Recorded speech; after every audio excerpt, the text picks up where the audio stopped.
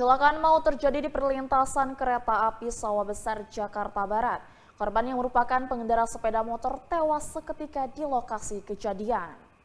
Dalam sebuah video amatir memperlihatkan detik-detik pengendara sepeda motor mengalami kecelakaan maut di perlintasan kereta api di Sawah Besar, Jakarta Barat.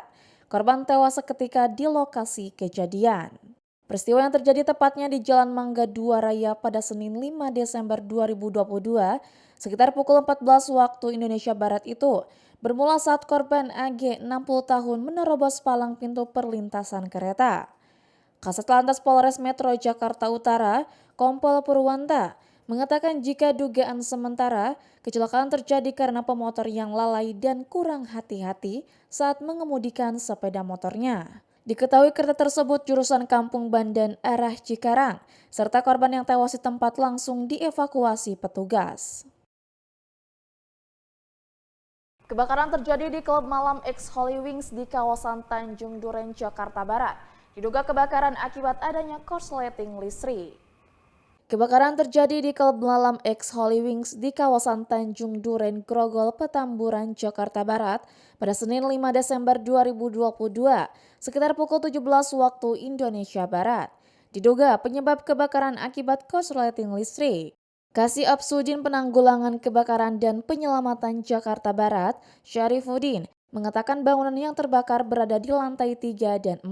Sebanyak 15 unit mobil dan 75 personil pemadam kebakaran dikerahkan ke lokasi guna pemadaman. Hingga pada pukul 18.25 waktu Indonesia Barat, api berhasil dipadamkan. Beruntung tidak ada korban jiwa dalam insiden kebakaran tersebut.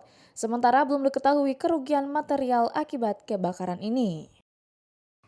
Sebuah bus pariwisata yang mengangkut rombongan Kelurahan Manyaran, Kota Semarang masuk ke dalam jurang sedalam 30 meter di jalur Telaga Sarangan. Akibatnya sebanyak 7 orang korban tewas termasuk sopir dari bus tersebut.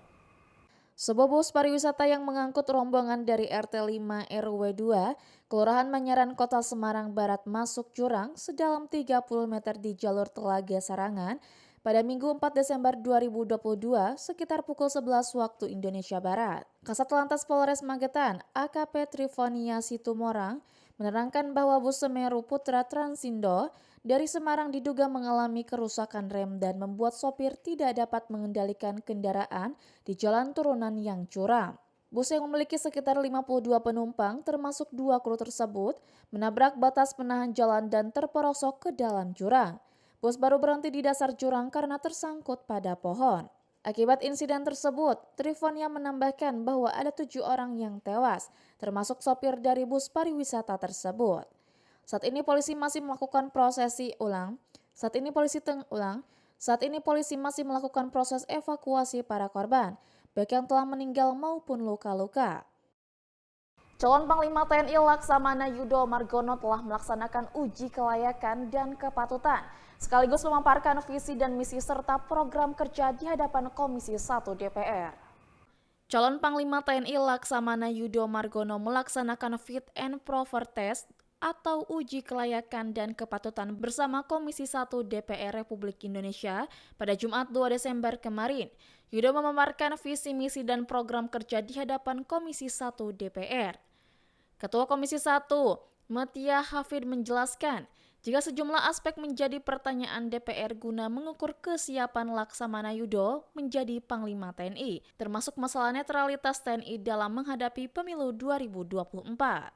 Datang ke DPR, Laksamana Yudo turut didampingi oleh Kapolri Jenderal Listio Sigit, Kepala Staf Angkatan Darat Jenderal Dudung Abdurrahman, dan Kepala Staf Angkatan Udara Marsikal TNI Fajar Prasetyo. DPR Republik Indonesia pun menyetujui Laksamana Yudo menjadi Panglima TNI pengganti Jenderal Andika Perkasa usai pelaksanaan Fit and Proper Test. Laksamana Yudo akan dilantik sebelum Jenderal Andika pensiun 21 Desember. Pemirsa, setelah jeda pariwara yang satu ini kami masih akan kembali dengan informasi lainnya. Tetap di UN News.